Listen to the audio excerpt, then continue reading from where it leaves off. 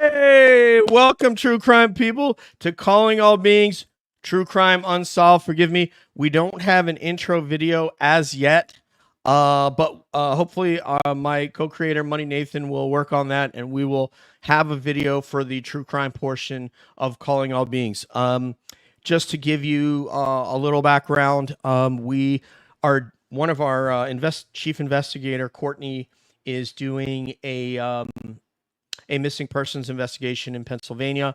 She spent the last several days there, and we are going to try to help a family to find out what has happened to their loved one who's been missing since 2006, including bringing in cadaver dogs.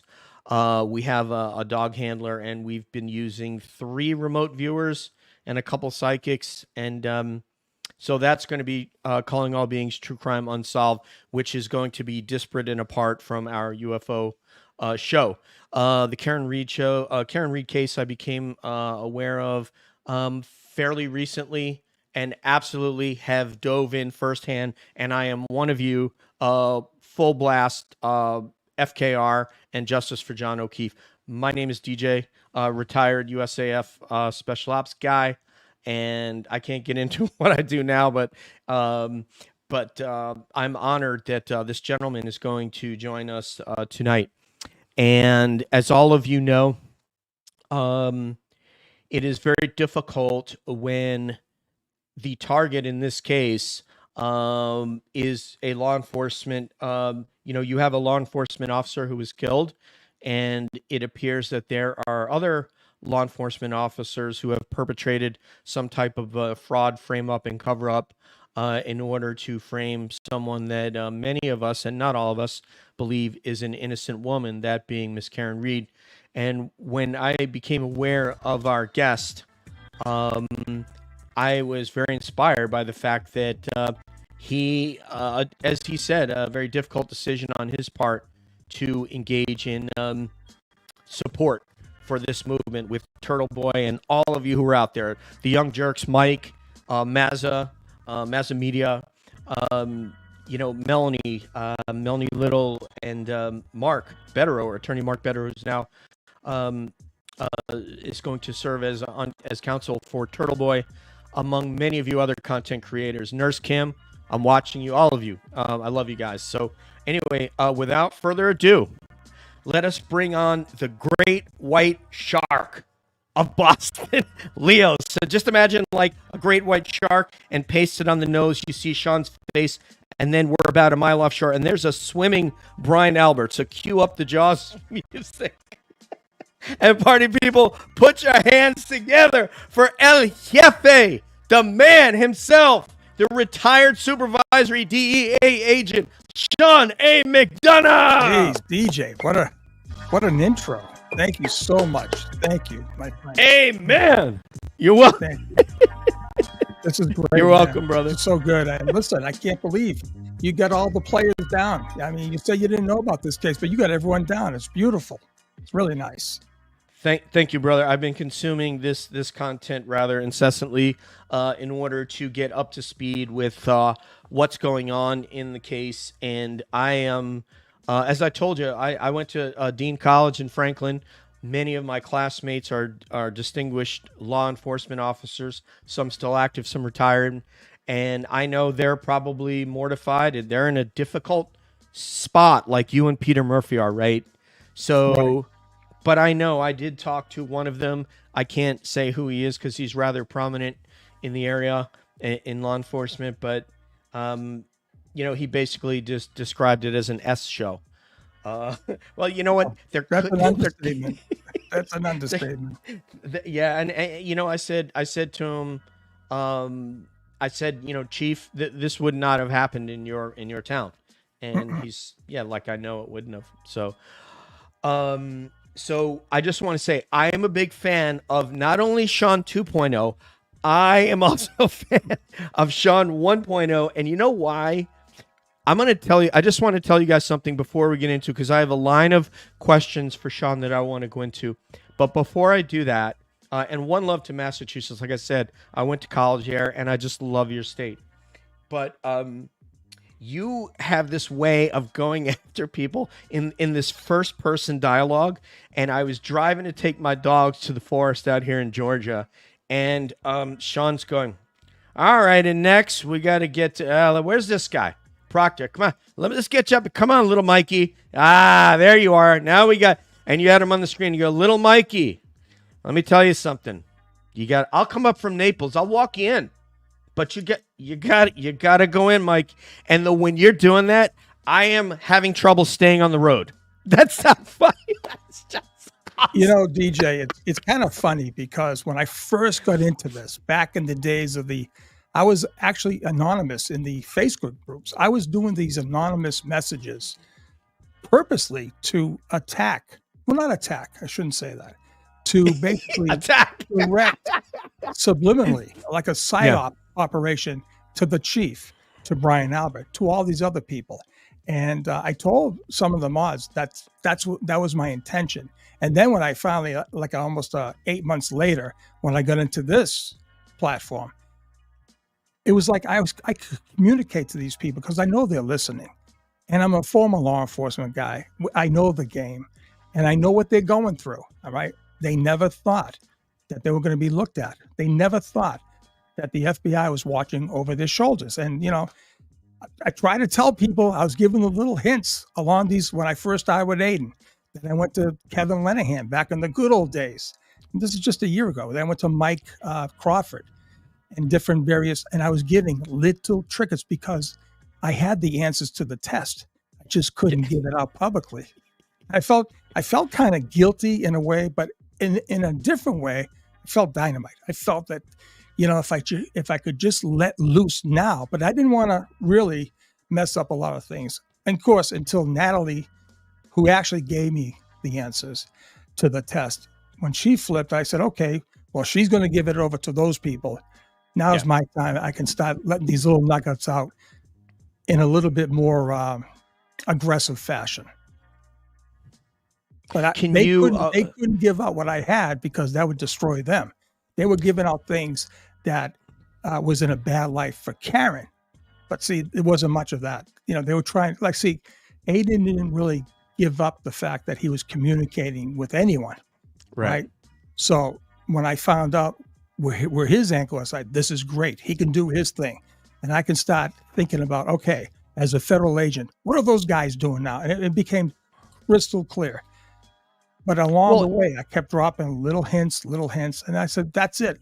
I'm going full-fledged on this thing. In any battle, you know, if you're in any sort of a conflict that's like a military conflict, you don't want to have one front to the war.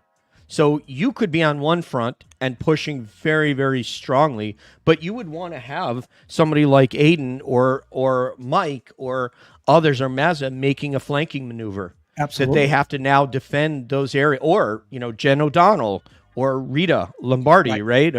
And their groups. So I tell the UFO community this all the time. That's always trying to push on the government to release this information. Go to the British government, you know, go to the Australian government, go to the Canadian government, right? Open up a second front, because we all know that the Five Eyes agreement, they're sharing intel with all these Five Eyes, right? So it's the same here, and in the way that your front could, you know, Aiden could be, you know, pressuring them on a different front, and quite frankly, he has been. Let me ask you something for my own edification, because I know everybody that's in the audience knows this. And by the way, so I'm just now checking the comments. I don't even know if Julie's here or not, our chat moderator. But anyway, thank you, everybody, for coming along. There's so many of you. I'm so excited that you're here. It looks like Courtney's just texting me, so I'm not sure what she's saying. Let me see. If you have a question for Sean, let me know. We will make time for that. If you're so inclined and you have the ability to throw a super chat our way. Hello, the Glarer in the house. Hello, everybody. Ernie, Mary, Katara, Rubicon, Kathy, Data 5, Reality Check. What's up?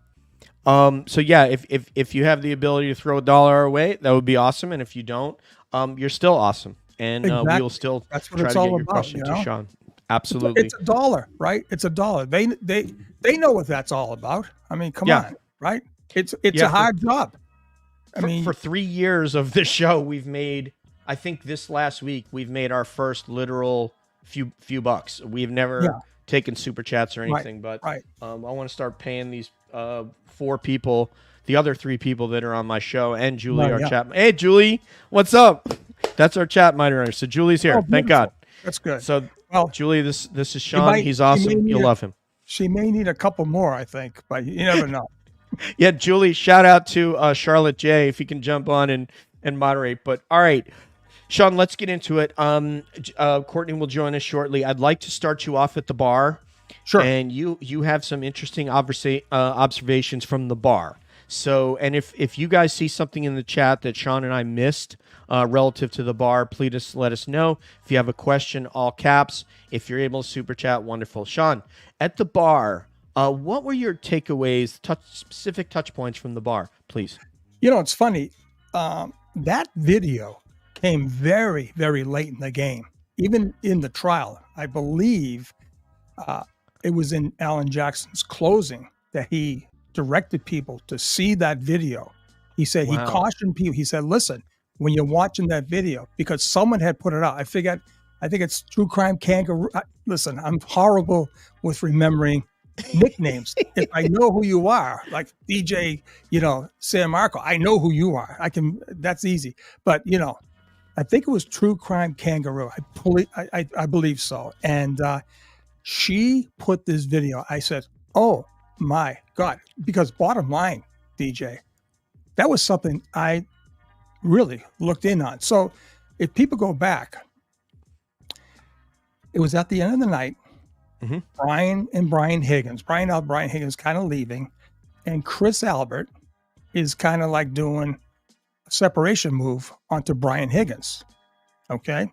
And he's motioning John, and he's pointing at him, pointing at the door, back and forth. Chris is pushing him out. Brian Albert's just standing there.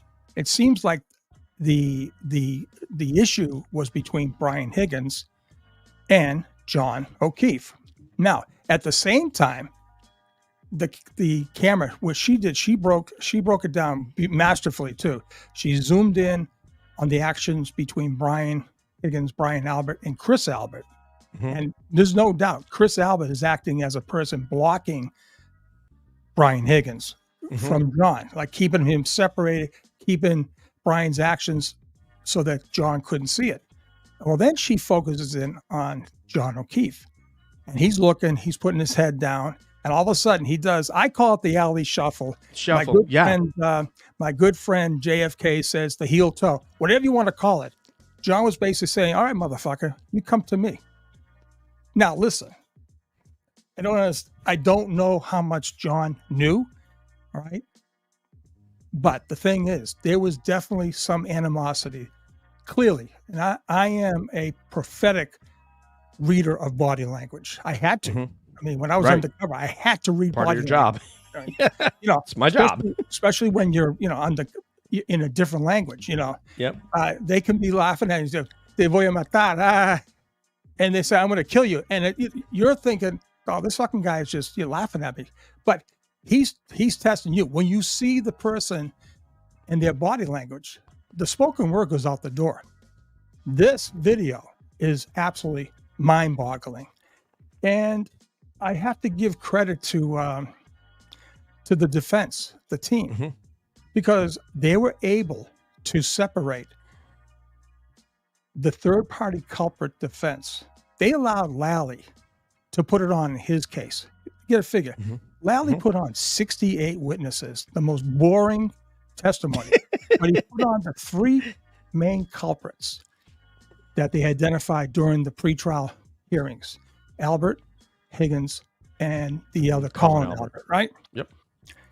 It was a gift because all they had to do was just start questioning them, getting them locked in on their statements. So they come to their time to put on the case. Now, remember, if convicted, Karen is going to jail for the rest of her life on murder too. There's no doubt about it. For them to come out and only put 6 witnesses on was like a masterpiece, right? Something in their game plan said, we got this, right? She is not going to jail. Do we get the NG? Who knows? But we're not going to get 12 people to agree that she's guilty. Right. And they didn't give up anything. They gave up nothing, which means if it ever does go to a second trial, which I don't believe it will. I didn't believe this was going to go to a trial at all, based on what my knowledge is. It was a suicide mission for the Commonwealth. They failed. The Commonwealth absolutely failed because they get one shot. They gave up all their cards. They gave it all up. Their theory is in the wastebasket. I mean, come on. His arm was hit by a car, and he was catapulted 12 to 15 feet. It does not pass the sniff test. And now they're locked in. They can't change it. Right. They're locked into their theory of the case. And now when you have the lead investigator with 1 foot out the door, the other 2 are going to be looked at hard because they're the supervisor. Listen, as a supervisor myself, it was great being with the guys, coming up the ranks, and you're knocking doors down, you're dropping down beers after a good job, you're all high-fiving. You become a supervisor, it's not fun. You're responsible. I was responsible for 15 guys, all right? And you can't be their friends. You have to be the supervisor. It looks like Tully and Yuri, all right, Buchanan, they lost sight of their role. And by doing so, let's face it, when even forget about the text, even some of the things that Proctor was doing and Yuri Buchanan, Tully should have been on top of that.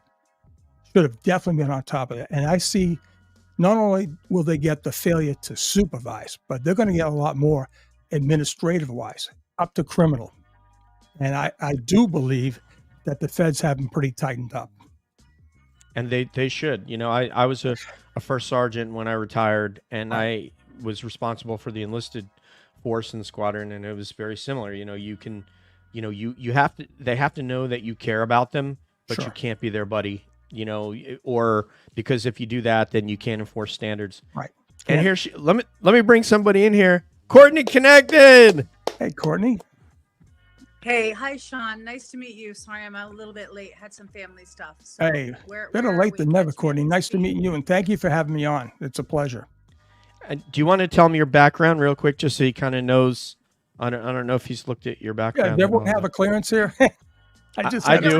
I just had to say that because I remember going into all these briefings with Southcom and all these muckety mucks from CIA. Hey, there's always one. Everyone got everybody cleared. Clearance. Yeah. There's always one, right? As DJ? they should. There's As they should. Knucklehead. Yeah. Somebody in That's intel, man. Like his well. boss. I'm sorry. Go ahead, Court. Yeah, What? Tell them about your background, real quick. I'm audience.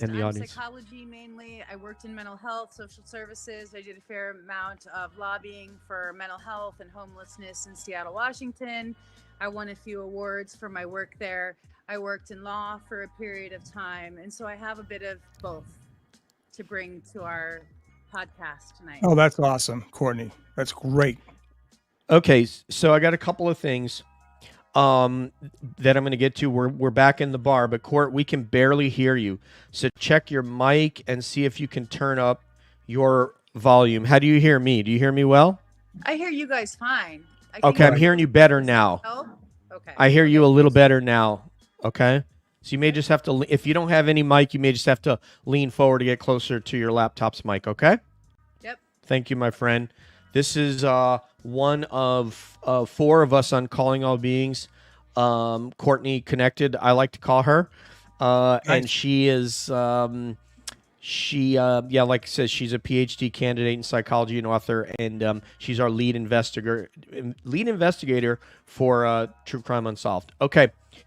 Sean, 2 things I want to bring to you because I want to work methodically through this, and then the audience can bring up questions that they have relative to those areas so we can work our way through the case. We're going to get to you, Yuri, so don't worry. We're not going to leave you out. We're not going to leave you out, Tully.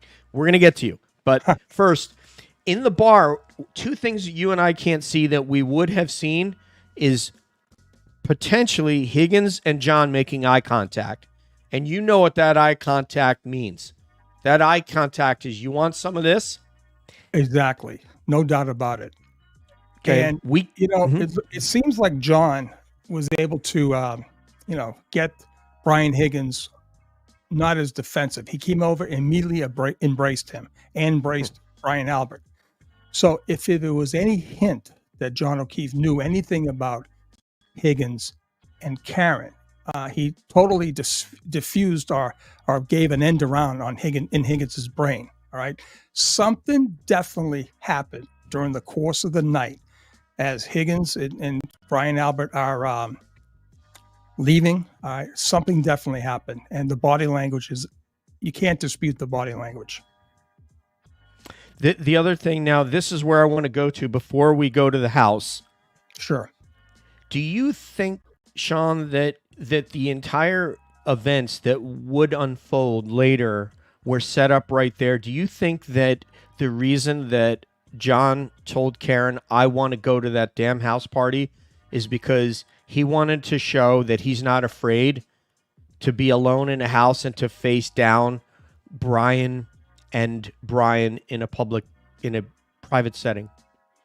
Well, if in fact we're correct in what we're viewing and seeing, that it was kind of an aggressive type, back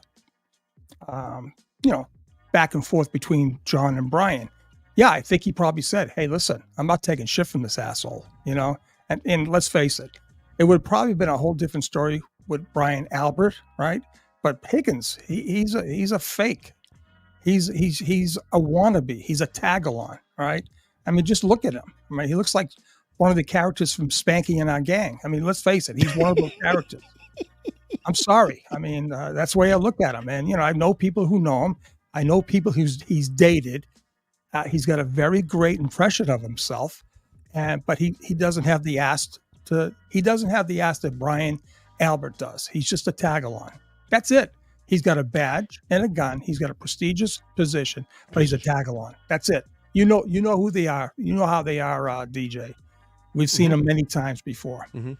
Yep, people that they're not the quiet professionals that in AFSOC we say that we're quiet professionals, and some people just didn't act that way. They wanted to try to be tough and be cool and try to fake themselves. Would you have if you were John O'Keefe and Brian Higgins was staring you down like that, and you were in John's shoes and that you were there and your girlfriend, would you have wanted to go to the house to show him, I'm not afraid of you? Yeah, absolutely. You're texting me, hey, you coming? Right, absolutely. You coming? And I probably would have told, if I was John, I would have probably told Karen, go home. I'm going to take care of this. Now, we're speculating that certain things were out. We had no doubt. Listen, Karen wanted to eat. She said she was starved, right? She wanted Chris to open up the ovens because they had done it before. I guess these guys, because it's, after January 1st, they're on this special diet, but yet they're eating potato skins and slamming down beers and vodka. So, I mean, come on. Right? Yeah. So Chris goes, I'm not going to open up the ovens. But the thing is, if I was always of the impression, right, that it was not a lure job, but after seeing this video, I have a whole different outlook on because of that video. Okay. So even if we, and Courtney, I'm going to get you in here next on this, even if we split it down the middle and it's ambiguous whether or not it was a lure job or not, in John's mind, the reason I ask you that question is if he sees this guy eyeballing him and there's a little bit of Ali shuffle and Higgins is there, he doesn't have a girl, he's drunk, and now he's pissed because there are those guys, and you guys in the chat, you know this, that person at the bar that's looking at that girl over there, he wishes he was with her, and he's not with her, you're with her, so you know what? He wants to kick your ass. Right. Exactly. And that gets the stare down, so I'm trying to establish why John wanted to go there. Why did he want to go to this house? Right. And the only thing I can come up with based on what you highlighted there is that he wanted to show them, I'm not afraid of you guys. Right. And like I said, John, looking at him, how he was at CF McCarthy's, John seemed to be a very quiet, I'm not in your face type of guy. Not that he was docile. It's just that he was very secure as a man. All right. He didn't have to be boisterous. He didn't have to be like, let's go. Yeah. Rush. Let's go have some play fight here. Whatever the hell those two nitwits were doing right at the bar. But John seemed to be a very secure guy. No bones about it. No bullshit, right? Sit down, he was always scoping, like most cops. He was scoping the area. He was working the floor. He was at CF McCarthy. He should look at the front door. A lot of these things I was picking up in him, and a lot of things that I myself do even today. My wife loves to mess with me. She always gets the table facing the door on purpose. But so you can't watch the door. I can't. She does it on purpose. She does it. She loves messing with me, especially now. So, but no. And then when John and Karen move over to unfriendly waters, let's face it, he's an outsider. He's going in with the sharks, right? And where does he position himself? To the back of the bar, and he's watching everyone else. He's behind all the sharks. He's behind the women. He's behind the guys, and he's watching. He's going even further back to the other side of the bar. He's watching, right? I picked that up. I kept watching. I kept rewinding, the Law and Crime video. He's always watching, right? So a little bit of his antenna might have been up. Hey, now here's the other thing. Karen had a few pops. Maybe she said, look at this nitwit. He's texting me. Well, hey, by the way, that is a classic Higgins text. You have no idea. You have no idea how many women who had dated this guy said that's him. He always does it. I mean, what a great orator. What a great speaker he must be. Yeah, and So, anyways, John was definitely, and he had a couple of pops too. Let's face it. He was definitely on alert. Because he wasn't in friendly territory. He hadn't known Brian Albert much at all. I think he had met him for the first time 6 days prior to that night. Karen took a photo of John, Chris, and some other guy at the hillside 6 days before that night. Okay. John knew Chris. He knew Julie because they were neighbors. I don't know how much they knew, but, and Karen seemed to be very gracious. She was bopping around, but John was reserved and he was looking. But when that, towards 11:55, towards the 12 o'clock hour, something was exchanged between Higgins and John. Unfortunately, maybe if they asked the band, the guy, everyone wants to know, who's that older guy walking by? He's one of the band guys. There was a band there. I don't know if he was the drummer or the bass guy, but maybe someone should ask him because he was right there. He was listening. He was listening to what Chris had. Matter of fact, this guy had to do a beeline around Chris and Brian Albert. So maybe someone remembers. Maybe people remember things if they see it visually. Oh yeah, I remember those two. Albert's trying to calm this guy down. Brian Higgins probably, hey, fuck you, motherfucker. You come with me, bitch. Something. Right. People will remember that.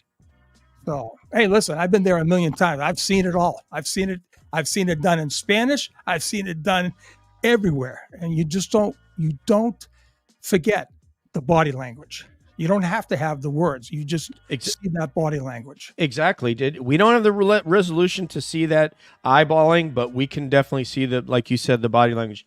And now, thank you so much for your grace this evening and for your blessing. That's beautiful. Read this one, Courtney, and then you get your question to Sean, please. Thank you for this coverage. We love Sean and want justice for Karen Reed and Officer John O'Keefe. Oh, beautiful. The great white shark chasing Brian Albert through the water. Now, so listen real quick. So now, if you remember the Greek couple, the wife, her testimony now becomes very important. Okay. Her testimony is that Brian's Jen, wife? No. There was Kakalakis. I'm going to roll these names. Okay. There was two. There was a couple. They testified at trial, and the wife they were Greek. They were Greek. They were part of the basketball. Well, she testified. She said, "Listen, Jen McCabe was telling Karen, no, Jen, you come with me. All right, I have a surprise for you." She was trying. Yeah, Karina. Goat Boy. Michael, thank you so much. And Michael does a great impression of me. I don't know if you know Goat Boy. He's in the Goat Boy. Mike. I will have you on to do an impression of Sean. So please DM me on Twitter. I would love to have you on to do a Sean, because I love how Sean talks. So yes, he did a and he even does Kevin Lanahan much better. But no, getting back to Karina. Kukalakis, yes. Courtney, can you do these Greek names? I don't know. Yes, Amanda's great. Amanda's incredible. So her testimony now even makes it better. They were definitely trying to separate Karen from John. Okay. Now John had no car. It was Karen had the car. So John was going to have to get a ride by those knuckleheads. And Jen, I guess was going to go with Karen. That really makes sense. And the quote was, and she was very credible. "Oh no, you're going to have to come with me. I have a surprise. Like trying to entice Karen. And like Jen said, if you remember the guest I had on, Joan, right? She was that was a great Jen. Her forte was, I can get anybody to do anything I want. She's very persuasive or manipulative, depending upon your point of view. An evil genius. All right. Yeah. So if she rides with John and Karen, John's still alive. No, potentially, actually, or at least she can't be framed. You want to separate John. Remember, John didn't have a vehicle. She wanted Karen to separate from John, and John go with the boys.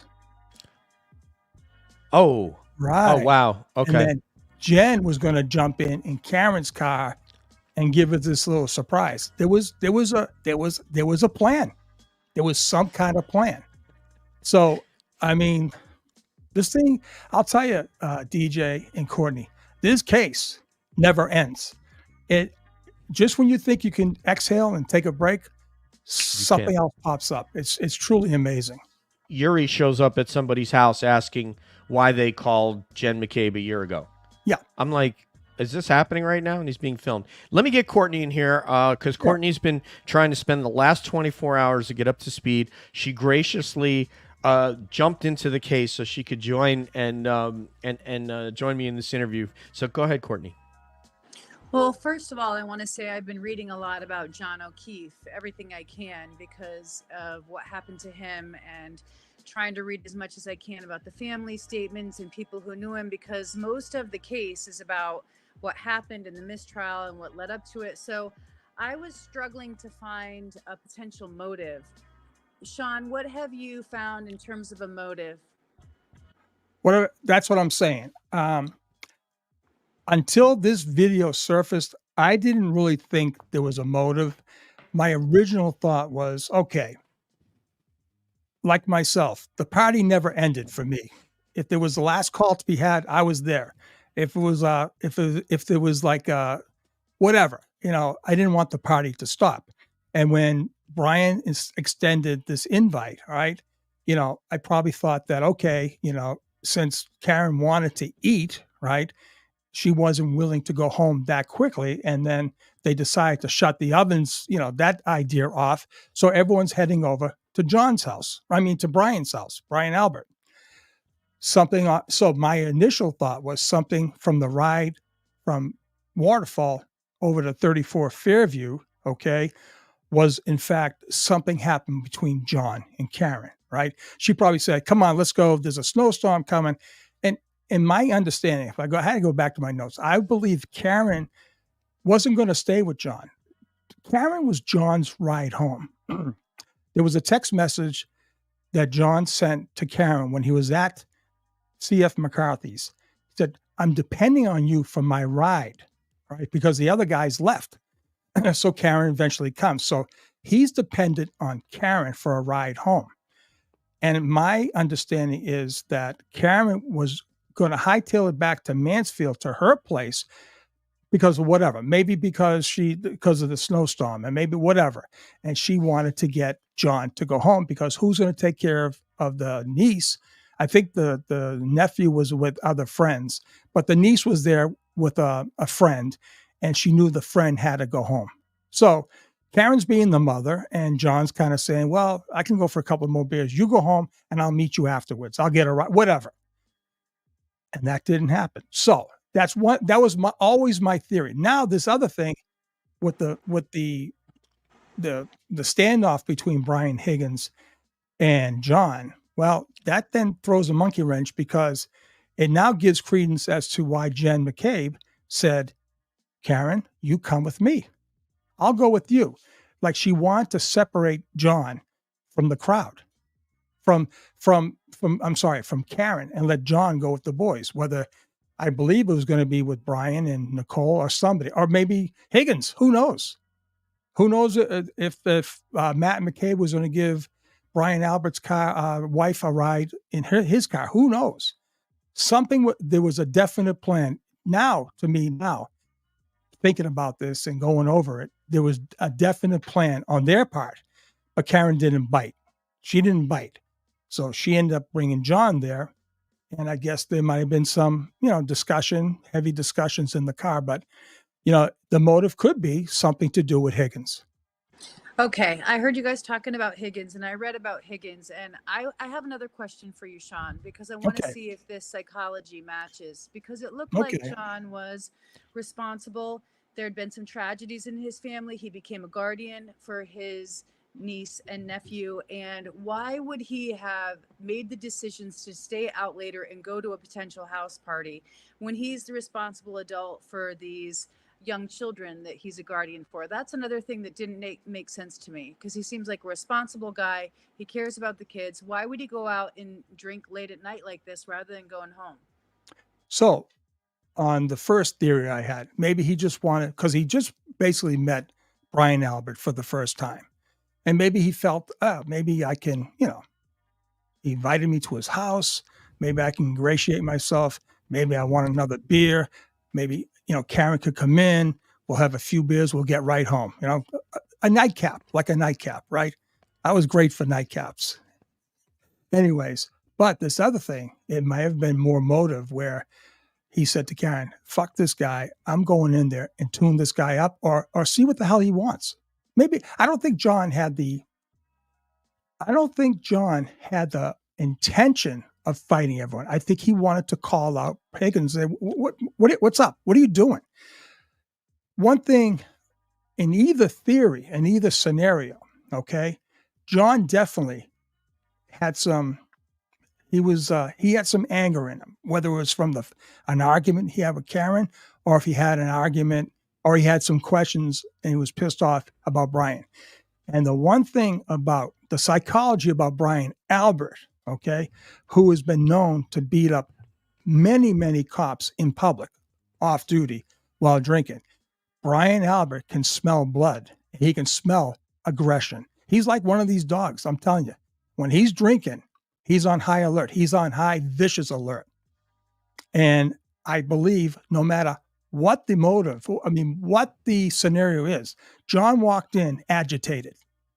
And when an attack dog sees agitation or adrenaline, right, that attack dog is going to attack. And I believe Brian, I don't think Higgins had the cojones to go after John. I just don't think he's that guy. But I believe Brian stood up to John, right?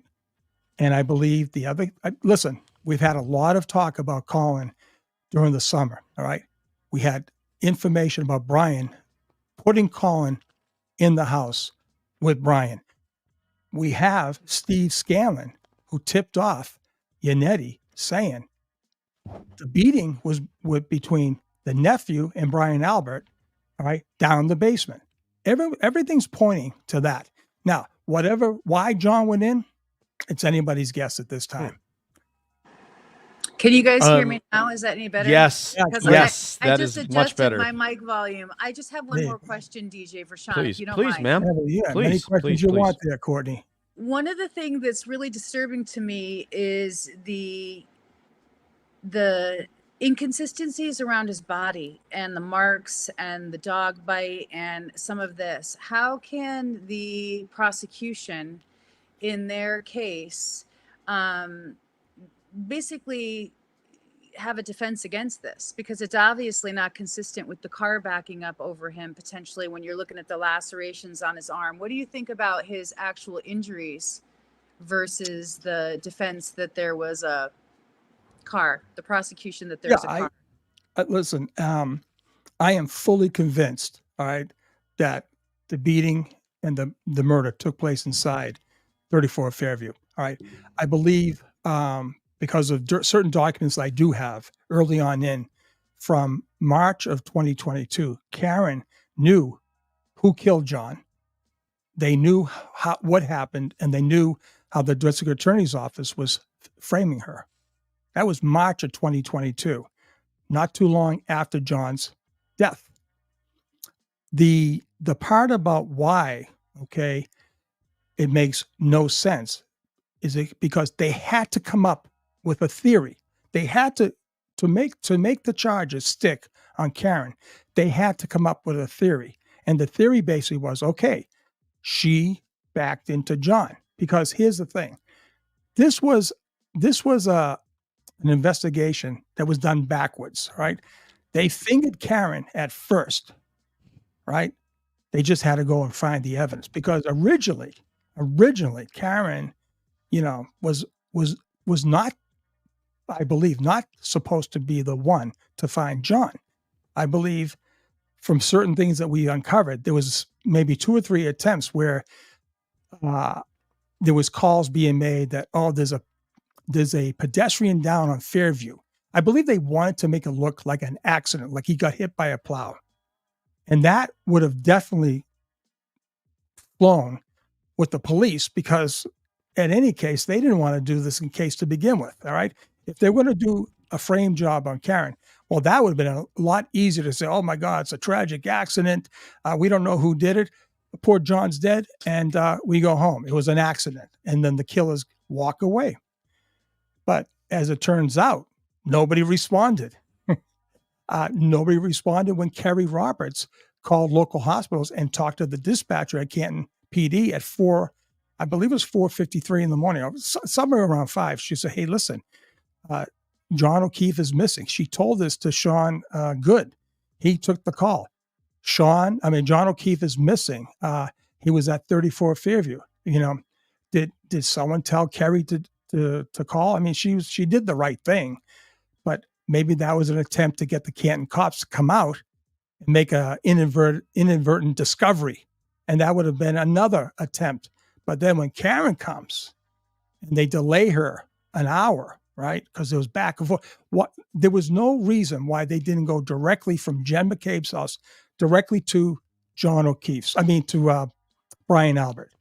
Instead, they went all the way over back to John's house. The niece could have clearly called Jen McCabe had John come home. Their reason was, well, maybe John came home in the midst of Karen driving to go to Jen McCabe's. I know where Jen lives, and I know where 34 Fairview is. The logical route to find John was get back to where you last saw him. Anytime you do a search, you go back to where you last saw the person. Not where you hoped him to be, where you last saw him, and then you do your search, right?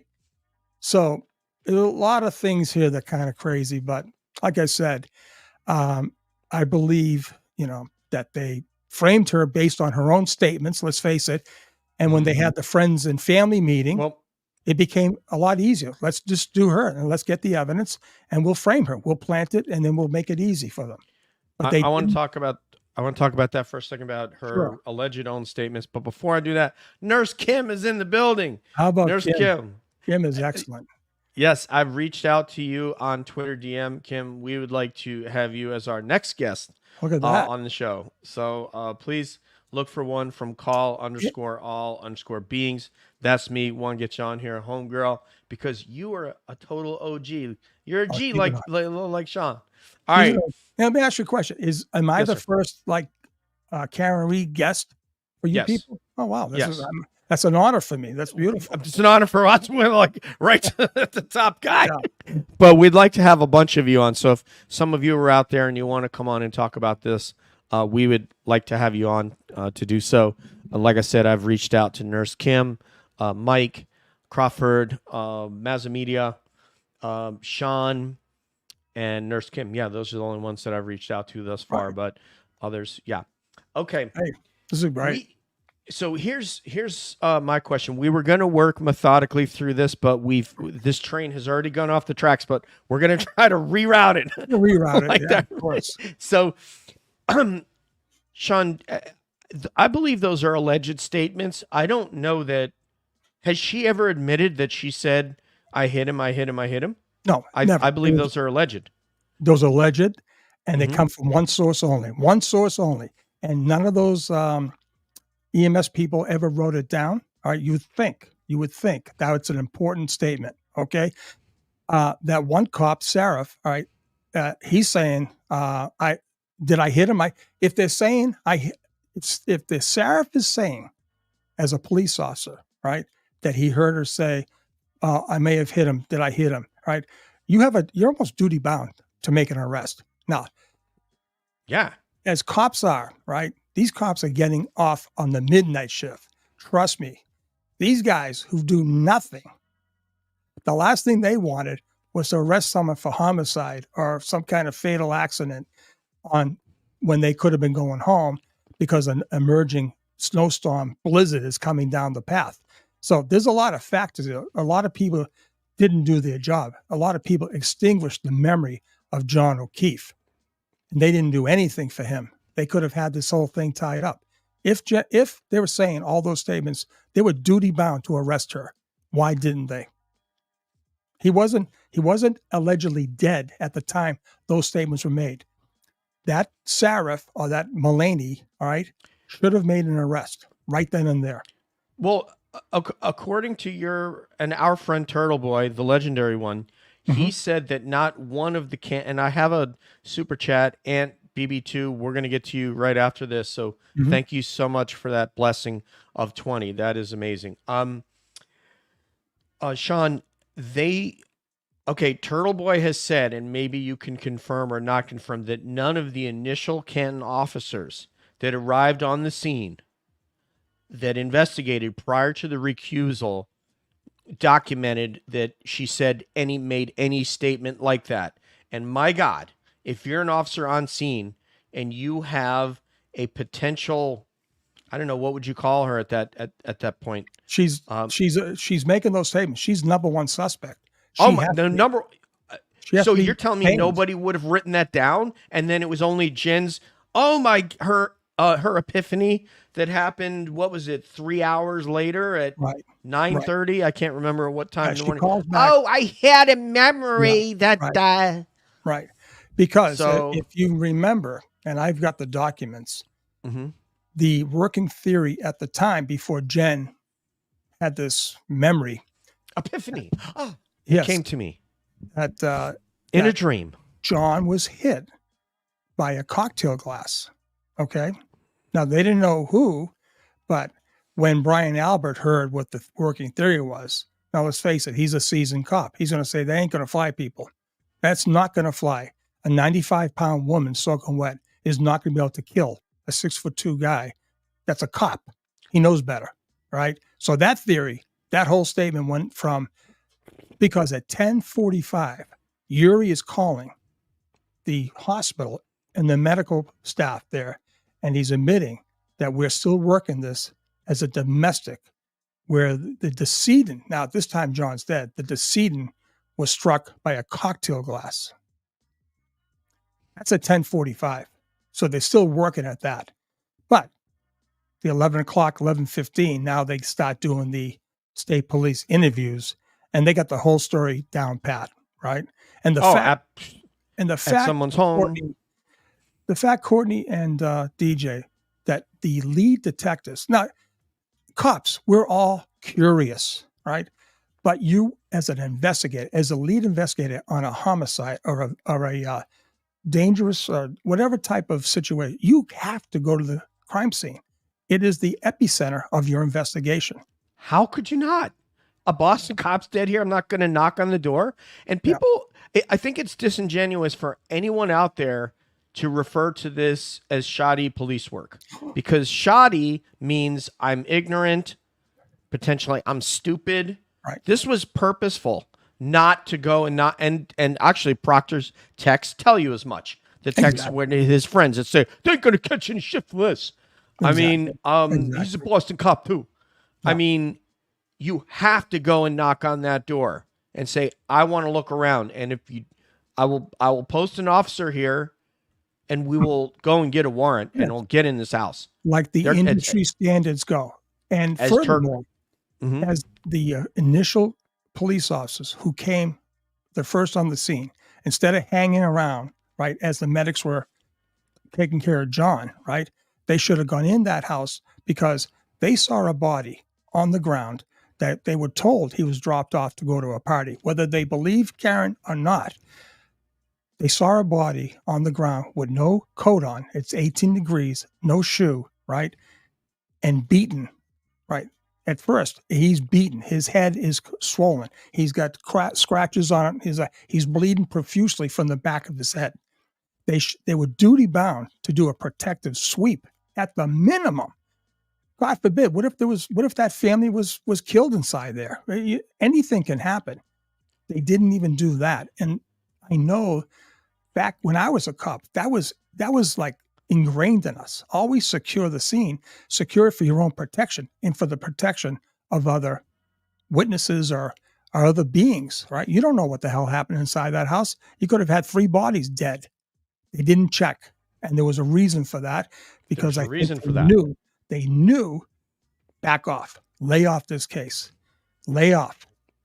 And it's really unfortunate. How about the homeowner? Was he polygraphed yet, Albert? Oh, no, he was never even, he was Courtney, he was never even a suspect. Not one.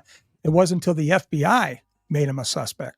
Right. So I'm just wondering if that has happened now since the FBI. That will never happen. It will never happen now. No.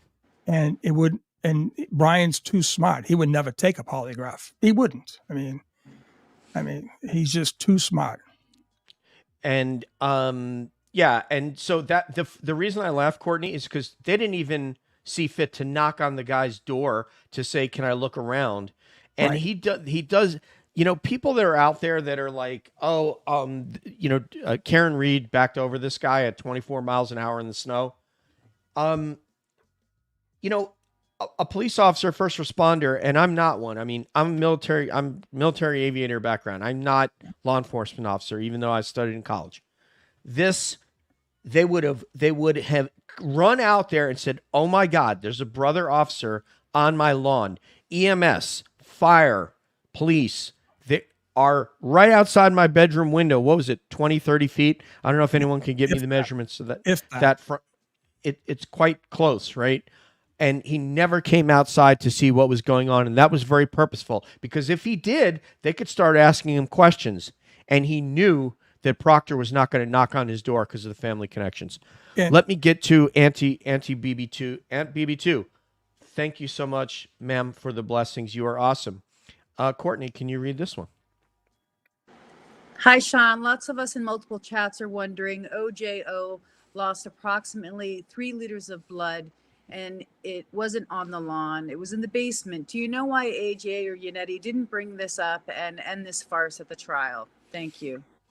Okay, so thinking about their whole defense and the fact they only put 6 witnesses on, I believe there was a bartered deal between the feds and themselves. And it was probably one of these things where, okay, let's face it, their job started at 4:00 in the evening. They went back to that war room, okay, like all good attorneys do, like the prosecution. Once they figured out that Lally was going down the road, okay, I'm going to beat you, Jackson, at your own game. I'm going to front the third-party culprits. I'm going to put on Jen McCabe. I'm going to put on Brian Albert. I'm going to put on Colin Albert. I'm going to put on Brian. I was absolutely shocked he did that, okay? And it actually had the reverse effect, okay? So why didn't they even ask the medical examiner, right? Because we all have, depends on your body makeup, we all have certain amount of blood in our system. And when you go through an autopsy, the first thing they do is they drain the blood, and they know how many liters you're supposed to have, and they know how many liters you had. You have. when you're on the table, right? And that was one of the things that was never asked. Okay. I believe, based on the way the defense presented their defense of Karen, that they just decided, okay, well, we're not giving up anything. We're going to treat this as a simple hit and run. Beat my paid for by the Department of Justice experts with PhDs. Beat them. And that's what they did. They didn't have to put on anything. And I think there was some kind of, agreement. Lay off. Let us do our job. You're not going to get 12 people to agree. You will never. And I believe that was the thing. So why didn't they do it? I believe, like everything else, they gave hints, though. They did give hints. When they showed Brian, I think my friend Amanda, right, we've been talking. When they showed Brian that bulkhead, that was significant, all right? That means somebody, not the Commonwealth, somebody on the defense side got into that basement. Was it the FBI? During the summer this time last year, Dennis Sweeney knows, they all know, they saw panel trucks out there, nondescript, no business signs with guys in those type of suits, right? Those, what do you call them? Hazmat suits going in and out. All right. That's a big thing. This case is far from over on the federal side. On the state side, it's done. Let's face it. It is done. They've shown their hands. Okay. And now they can't back off. They're locked in. They're locked in like Houdini, and they're not getting out of it. Can I speak to that defense though, Sean? Sure, you can. I want to reference the movie 8 Mile. Oh, that starred Eminem and Kim Basinger and Mekhi Phifer. That was a tough one. And if you remember that movie, the whole thing, what Eminem had to do going into these rap battles, where largely he was obviously a white rapper rapping against a lot of black rappers, and the whole thing was to say, yeah, I know I'm white, yeah, I know I'm from a trailer park, yeah, I know my mom's this, and yeah, so basically you try to put forth all your weaknesses ahead, so that that person can't throw it back at you. Because I've already said all these things. So if you say them, the audience is going to see you as just repeating what I said, which takes away the power of those words. And you will see people on Twitter do these kinds of things. They'll be very self-deprecating. I know a specific content creator who's very acerbic who does that. And I believe that's exactly what Adam Lally was doing. He was one of those kids watching 8 Mile and said, I'm going to put these guys on the stand and show you I'm not afraid. Not to mention the hell they're guilty as hell. Anyway, let's get to the thing with it. It worked against him because the defense was able to discredit them. I mean, they looked like One thing I had to say, most of their witnesses look great on direct examination. They failed miserably, which is, not surprising when they went on cross-examination. And let's face it, they beat them up big time. So my look at it is, Lally, you gave us everything. Jackson gave you nothing. He just said, hey, I got the guy I got the medical guy from Ireland. He's going to talk about this. I got the dog lady. She's going to talk about this. I got Lucky Loughran. Beautiful. Yeah, Lucky. Sees nobody. Twice. Comes back, sees a car where you should never have a car during that. It was never there during the whole night. Why is it there at 3:30? That's beautiful. And they got the Celebrate guy, which it wasn't needed. And then they got the Mac Crash Daddies from the Department of Justice, right? And they were so good. They were so comfortable in their own skin versus Trooper Paul, come on. Look at the disparity. Look at the difference. It was, yeah.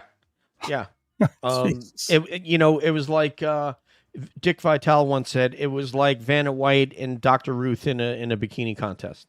So anyway, Wasn't Dick the Vitale there? Or no, that was Marv Albert. Dick Vitale was he was the I think basketball it was Marv Albert, not Dick Vitale. Yeah, not Marv Albert. Marv Albert's a whole nother He's the story. biter. And I'm a Marv Knicks fan, Albert so let me was the say that. biter. Get that up front. But Sean, someone in the chat wanted to impugn Lucky and say, "Oh, well, he hit the basketball hoop, so clearly." It's Okay. like, oh, so you're saying Bad that Lucky. every plow driver has never hit anything? Yeah, bad lucky, bad boy, bad lucky. But Oh, couldn't he made a move him. mistake. Can you believe that? Could not rock him at all. Couldn't rock him at all. Well, clearly, Sean, since he hit a basketball hoop, then that clearly shows he wouldn't have seen the body on the Right, Albert's front right, lawn. exactly. Obviously, that you can stitch those two together, Yeah. right? That's crazy. So yes, your point is good, either sir or ma'am, that Lucky hit the basketball hoop, and guess what? He's human and fallible. God. Okay, now let's get to Mofo, because Mofo, thank you very much. I don't know if you are a male Mofo or a female Mofo, but obviously we're all Sean McDonough Mofo. Even Courtney's a new Mofo. Yeah, we're all So, mofos. I love it. Mofos are it's all interchangeable, right? Yes, it's unisex. So Yeah. can you read And this, it's- Courtney, from It's good Mofo? and bad. Jen McCabe did not say that Karen I hit him until grand jury testimony 2.5 years after it happened. From Mofo. Thank you, Mofo. I really appreciate the blessing. Thank you so much. That's Gonna help true. us a lot. Well, you know, she did tell Lank, and it's amazing about then Sergeant Lank, right? He brings back Lieutenant Gallagher, right, at 9 o'clock, right? Gallagher doesn't see lard-ass Higgins at all, right? I mean, he doesn't see anything, right? I don't know what the hell he was doing, but you got everyone at the table, and Jen's interviewed and said, by the way, you know, Mr. Lank, Sergeant Lank, I do remember her saying that I could have hit him. I could have hit him. That was written in the report. So, like I said, there was so much. I mean, there's so much to pick apart. And the part about, listen, I get the fact that it was a difficult scenario, but these guys live in Massachusetts. They know what snowstorms are about. They played their whole life in snow. They made forts. They hopped on plow cars going by. They hopped on buses doing, back. Listen, they got a stupid leaf blower, right? They could have gotten heaters. They could have got a tent. They could have done anything, secure it, melt that snow. They didn't. They left the scene unattended for what, 6 hours? Oh, no. 8 hours? 12, 14 hours. They left at 8 o'clock, then come Left back to 6. So 4, unattended. 6. Yeah. So the thing I'm trying to say, DJ and Courtney, you have a dead Boston police officer. That's when you pull out all the stops. It's rain, snow, shine, 100-degree weather. You do whatever is necessary. You call everyone out. Do you know they had a fight getting the state police to get out there? None of these guys wanted to get out. And at the end, they get a rescue, like a search and rescue team, not the crime scene services, right? What? Crime scene services are special elite people, like I did for 3 years. It's all methodic. It's an industry standard. It's even more advanced now. But what I'm trying to say, there are certain things you don't change. These guys were going shoulder to shoulder, tramping on the whole crime scene the second time around. But for some reason, after 18, 23 inches of snow, they get to find the impossible. They get to find all 45 pieces, I guess, of taillight, where the Canton cops couldn't find shit. But the Canton cops found white broken glass, but they couldn't find a black sneaker or red taillight. Give me a break. Stop this lunacy. It's lunacy. It really is. There's we're gonna get to Peter Murphy and all that. Sure. That's kind of where I want to go next, is to Sure. hit. And so you guys are gonna dig this, because we're gonna get into some of the people that are integral in the case, that some of us, like me, for example, I want to just get to the first one even before I look at my list. Sure. I know who Kevin Lenihan is as a Twitter person, Yeah. and I know what his Twitter name is, and I know that that's all I know about him, though. I don't know. I know he's he's anti Karen Reed and all that, but can you tell us, for those of us, and this is mostly edifying for Courtney and I, who is Kevin Lenihan in this case? Okay. Kevin Lenihan and I had a pretty decent relationship a year ago this time, actually a little bit before, right? I was actually following him before I went on Aiden's show. Mm-hmm. And because I went on Aiden's show just at the end of June, because I wrote a letter to Chief Rafferty. And because of that, Aiden wanted me on the show, because I gave 17 bullet points that any executive, anyone could have answered. But as an executive, as a chief of police, she should have had, these were softball questions. To this day, she hasn't answered. But Kevin and I had a good type of relationship going on, and he's the content creator of Yellow Cottage Tales. Okay, so when I had one appearance on Aiden's show, and after that I had 3 or 4 with Kevin, and Kevin was like, he was leaning more to Karen, right? But he wanted to stay in the middle, right?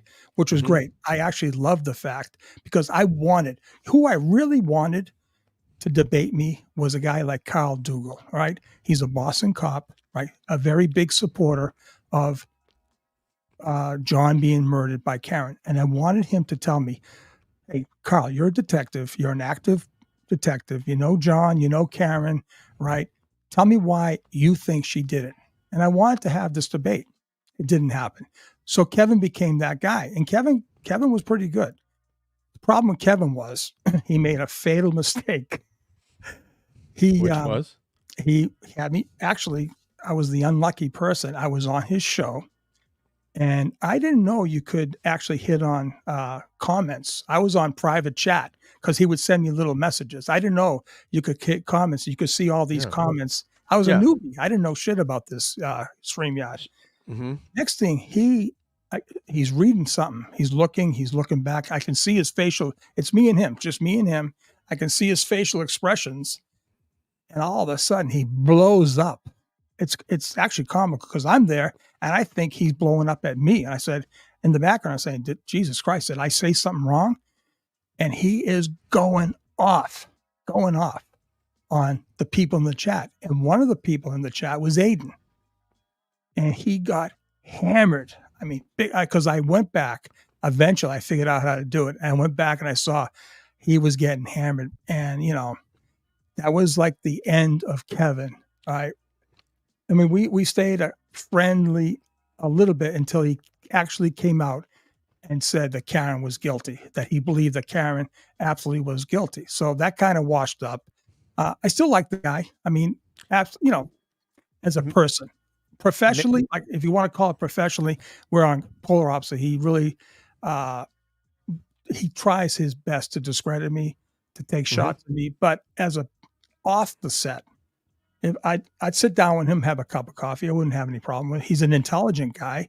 He just took, after this beating, he just said, that's it. It seems to be the norm. If Aiden comes at you, whether you are completely on the Reed side, if you're hit by him, it's over with. Now they flip and go to the other side. May I ask what his bona fides are, in terms of, as an expert in, what are his bona fides? He's a noob. He's a knob, according to he's a former bartender. Okay. He's a screenwriter. He's done certain screenwriting. He's a great writer, all right, but he doesn't really know. I mean, he's intelligent. I'll give it. He's intelligent, but the problem with his intelligence now, he's contradicting himself in his own intelligence to Right. believe any part of this thing. He has offered more excuses for the investigators in this whole case. And he's also actually his little theory of how John got killed was actually better than the Commonwealth's theory, if you believe it or not. And his theory is a joke, but it's better. It was better than Trooper Paul's, I can tell you that. So, yeah, I mean, I think one of the things that we have to understand is that our society is very polarized. So people, you know, it's quite obvious that this is quite obvious as it relates to politics, but it can be anything. And this Karen Reed trial has turned into that. And if you look at us humans as a species, we were tribal people. We were people that you had to be in a tribe in order to survive, in order to be able to hunt and gather and be protected and eat food and not be taken over by another tribe. We as a species are tribal. We're seeing that play out now in politics, that you have to be on one side or the other. You can't be both. You can't be like me, where I'm love law enforcement, Black Lives Matter. I do all of it because I think there's merit in all of it. But no, you have to say, I'm from this group or I'm from that group. And clearly, Kevin, when he got pissed off, said, well, I can't critically look at this and see that there's absolutely no expert evidence that says that she was run over and backed over, like Karen Reed's been to a tactical driving course to drive a full-size SUV at 24 mph and very deftly not, make any marks on the lawn or anything and hit this guy. Yeah, from 62 feet out. From 62 feet out. Yeah, clearly she went to the JSOC tactical driving course at Fort Bragg. Obviously, Karen Reed is a graduate of that course. That was from when she was in Delta. So clearly that's an idiotic thing that we know didn't happen. Over in Bel Air, Maryland, doing the Secret Service evasion, right? Yeah, like the CIA, field operatives, they have to go and take this training because when they're overseas and they're undercover, you never know when they have to just commandeer somebody's car and beat feet and get to a safe area. Yeah. So anyway, you know all this kind of stuff. I'm not, like I said, I'm not law enforcement, but I've been in government for 30 years. So this case is about common sense. It truly is, which isn't common, right? So it's not. You cannot look at John's arm and say that was done by any vehicle. You cannot. I don't care who you are. Now, there's been a theory out there. If Aidan Carney said that Karen Reed was absolutely guilty, the other trolls would say the opposite, because these people, for whatever reason, hate the guy. They hate him, right? They got to join a tribe, right? And that's the opposite tribe. Right. So the thing is, they're now locked. And I was with my wife the other day, and I said, something? I had a vision of Alan Jackson doing that pirouette. He did the famous, and I said to myself, what the hell was he getting at? And I started thinking, and it's true. Center of mass is going to move you. If you hit an extremity, right, you're not going anywhere. You're going to probably the arm is going to move. Sure. But what's the arm weigh? 11 pounds, right? You got a 217-pound guy. You hit him center of mass, he's going to go. They're locked in now to this taillight hitting his arm, catapulting him 12, 15, 20 feet up a hill. It doesn't pass the smell test. It's so absurd. With no bruises and no broken bones and no dog bites on his arm. Yeah. And, the other side was putting, you're not going to, he's been all kinds of fractures. They were putting everything out possible to basically lie to people, right? Lie to people. That's the Glera. Glera knows. Yes, I want to say hello. Hi, Glera. How are you, sir? I have watched your show. I dig it. I can't keep track of all the Karen Reed content creators and that I've watched, but I like your show. Very, very cool. And yeah, we'll have to get you on as well. Yeah. Like what Glera is saying here, Courtney, can you read that one? I think this is accurate. From the Glare, that's 100% true. If TB said KR was guilty, the blue shirts would turn pink overnight. Yeah, they'd say. Glare knows. Glare is a great guy, man. Yep. They'd say we have to get in the other tribe, right, Claire? We got it. We can't. We got to go against Aiden. Aiden is fearless, man. That dude is fearless. I mean, that guy going down to Canton and eating it, as Sean would say, CF McCarthy's. You know, that was good. Can we get you to do Adam Lally? Can you do some what if any's? No, no, Jennifer, Miss McCabe. What if anything did you hear the defendant say? Mr. McCabe, what if anything did your wife say? Jan. Jesus, talk about being possessed. This is great. We just got Sean to do Adam Lally, and what's really sad is Adam is younger and Sean has better hair. This is terrible. So anyway, all right, we're gonna get to some names here. Okay. Sean, tell me about Javier Velasquez. One of your episodes, you referred to Javier Velasquez, one of your colleagues from DEA, and you said at one point that he had referred to Brian Albert as another name that we associate with a cat when we're talking about a cat from Canton. But it's with P and then it ends in a Y. Actually, it was not. He did not tell me that. Okay. And I did kind of Javier an injustice, and I have spoken to Javier. All right. I was given information that Javier was very vocal. On another, I guess, Facebook group, and that I should talk to him. He was in Medellin, Colombia, and I had said something that was attributed to him, but I had not spoken to him, and that was my bad. And I apologize to him, but we had a very good conversation. Awesome. Okay, so the cat. Now I like this. So the cat story came early on in when I was developing certain sources. Like I'm a Boston kid. I grew up in Dorchester, went over to Mattapan, and then my high school started in Canton. Okay, so 4 years. So there was a time where this Boston cop hits me up and we spoke. And he's a big burly guy. I do know who he is, right? And he said, "Hey, Sean," he says, "this kid, Albert, you know, I remember him when he first came on. He thought his shit didn't stink, blah, blah, blah." He said, "I said to him, hey, kid, this is a typical Boston mentality. And it doesn't matter." Now, Boston's a neighborhood related areas, but if you're outside of Boston, forget it. You don't have any chance. He said, "Hey, kid, you may wear our uniform, but you'll always be a cat from Canton." But it's a word that begins with a P and ends with a Y. Yeah, so Y. You get it. I caught on it because I got to tell you, originally when you started talking about cat, I didn't know what the hell you were talking about 15, 20 minutes ago. Now I get it. All right, I'm sorry. Glad I didn't say it. I'm glad I didn't say the real thing. So I caught on. Yeah, well, we do have a woman in the house here and many in the chat. So I want to be careful, but I loved it. I've been to Boston, and that's a kind of a knives out kind of place. I tried to throw some garbage away at a gas station after going to some lobster house, and the guy came out and confronted me. He was like, "What are you trying to push on me?" And I'm like, "I'm just putting my garbage away." And boy. Yeah.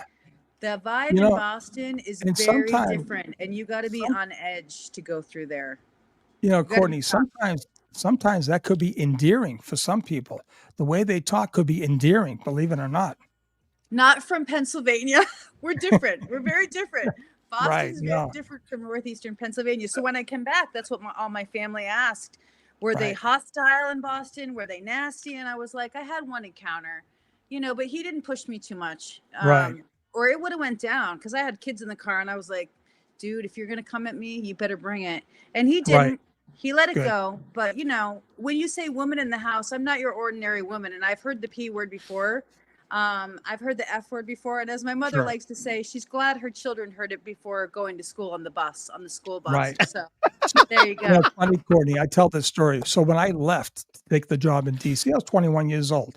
And I drove down in a snowstorm, right? And my first time I stopped was at the Maryland House off of 95 South. And I get there, and it's been a long drive and everything. So I walk in, and this lady, she's a waitress, she goes, "Hello, dear. How we doing today? What can I get for you, honey?"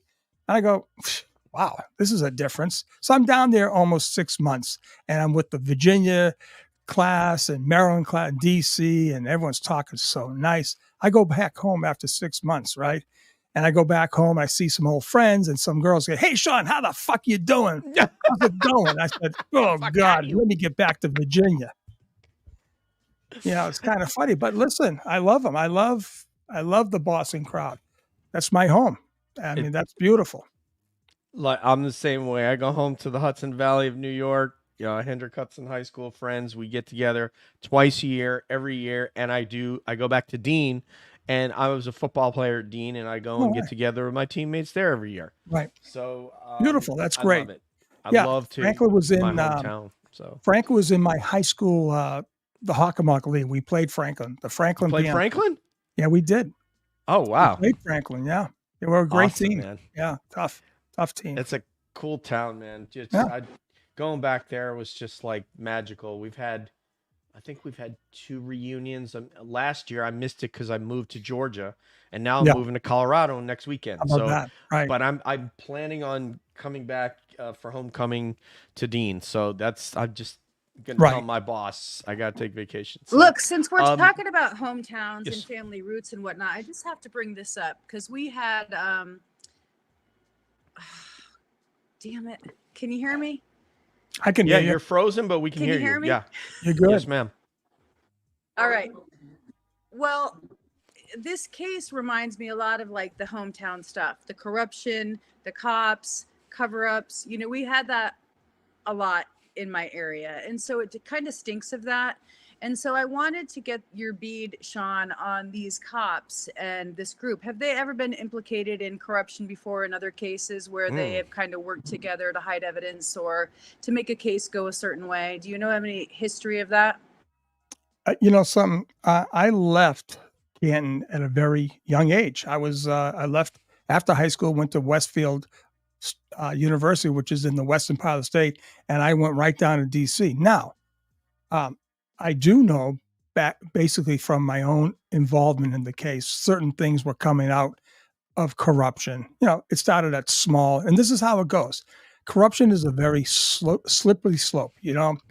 There's a case where, and I think Pete alluded to it because he was the one that told me, and I really laughed at this. But it goes to the point where you start the road of giving passes to people. Like this one guy was stealing steak tips from a catering business in town. Okay, and the owner of the business noticed that, Jesus Christ, I'm losing pounds and pounds of steak tips, that's a big thing in Boston, right? And it's expensive, right? So this lady, right, decides to put a camera in her. We're going back maybe 30, 35, 40 years. Catering business. In her business. And lo and behold, the next morning, she sees a friend of hers who's an officer on the midnight shift coming in.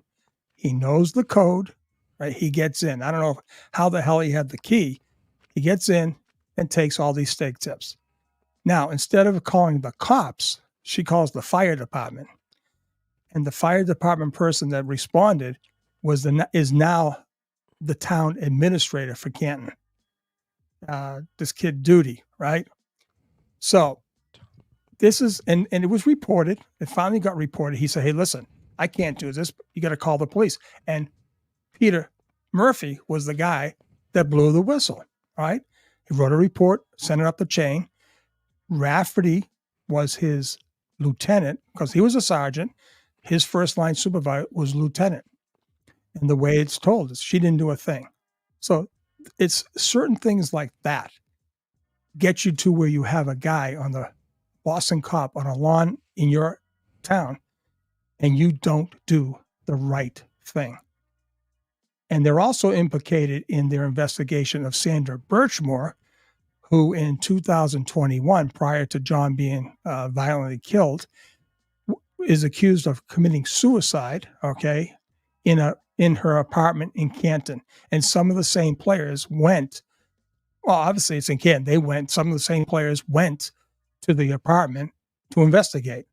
And I was talking to Mizzy, who was taking the lead for the Sandra Birchmore case, and she's telling me John, I have all these reports. One cop says the ligature was blue. The other cop said it was black. Another cop said it was white.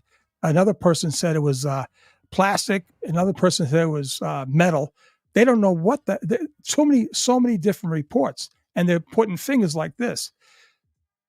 The state trooper, okay, that investigated the case ultimately from the CPAC, the Norfolk County CPAC office that Proctor and Uri and all these people, is a guy by the name of John Fanning, who was brilliantly cut up, sliced to dice last night on Truth and Transparency with Lana. She had this victim on, his victim. I don't want to get into it, but the suspects it's now been deemed a murder by Dr. Michael Baden, the famous forensic pathologist. O.J. Simpson's thing has come out and ruled it a homicide. Well, the prime suspect is a Stoughton police officer. Fanning was a Stoughton police officer. Now he gets it's crazy. He gets the investigation and he clears it as a suicide. So no conflict of interest there. Not like he went to Stoughton High School. I mean, right. He did. And this woman, so well, this I is had to sort ask, of a... Yes, ma'am. Oh, yeah, you had to. You know, when you come from a small town like I do, and then, you know, you see these different cases and you see the long history of the sheriffs, of the deputies, you know who they are, you know not to say anything. I was just curious about this specific group of men and what their reputations were in Canton, and if they had any other possible history with corruption in other cases. That's all. Right. So I'll just give you the highlights of last night. Lana did a fantastic job, and it was a fantastic catch on her part to have this guy on. He was like a father figure to John Fanning growing up. I'm not going to get into the whole story, but there's two stories she told. He took John and John's buddy down to Key West, right? And he told John, he said, listen, it gets kind of crazy here. And he says, you know, you got to be careful because a lot of transvestites down here. This is back maybe 25 years ago, right? And so he tells the story how John and his buddy ended up with these two girls that, according to this guy, his name is Kevin Clapp. He said, I don't think there were girls, women.